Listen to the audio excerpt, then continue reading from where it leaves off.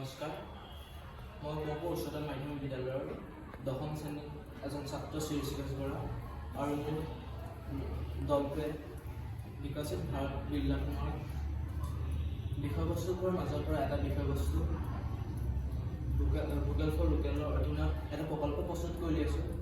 প্ৰকল্পটোৰ নাম অগ্নি অস্ত্ৰ জৈৱিক কীটনাশক দ্ৰব্য। এই কীটনাশক দ্ৰব্য ব্যৱহাৰ কৰি কৃষকসকলে যথেষ্ট উপকৃত হ'ব পাৰিছে। ই হৈছে পৰম্পৰাগতভাৱে তৈয়াৰ কৰা এক জৈৱিক কীটনাশক দ্ৰব্য। ইয়াক কেনেকৈ প্ৰস্তুত কৰা হয় আমি তাক উপস্থাপন কৰি উলিয়াইছোঁ। প্ৰথমে 10 কেজি গৰু গোবৰ আৰু 10 লিটাৰ গৰু মূত্ৰ, মিহিকৈ কুটি লোৱা 1 কেজি নিমপাত, খুন্দি লোৱা 500 গ্ৰাম নহৰু আৰু মিহিকৈ কুটি লোৱা 500 গ্ৰাম ধপাত আৰু পানীৰ প্ৰয়োজন অনুসাৰে দৰকাৰ হ'ব। এতিয়া আমি প্ৰস্তুত প্ৰণালীৰ দিশে আগবাঢ়িছোঁ।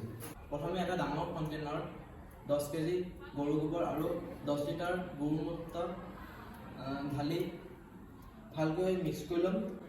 তাৰ পিছৰ পৰ্যায়ত আমি কুটি থোৱা নিমপাত, নহৰু আৰু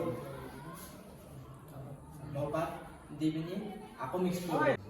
এই দ্ৰব্যকেইটা ভালকৈ 15 আৰু 30 দিনৰ থৈ দিব লাগিব আৰু প্ৰয়োজন অনুসাৰে মাজে মাজে লৰাব লাগিব।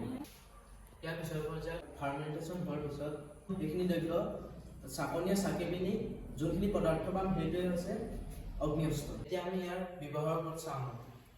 প্ৰথমে আমি অগ্নি অস্ত্ৰৰ দ্ৰব্যখিনি পানীৰ লগত মিহলাই শস্য পথাৰৰ ওপৰত স্প্ৰে কৰি কীট পতংগবোৰ নাশ কৰিব পাৰি আৰু উদ্ভিদৰ শ্ৰীবৃদ্ধিৰ বাবে ব্যৱহাৰ কৰিব পাৰি।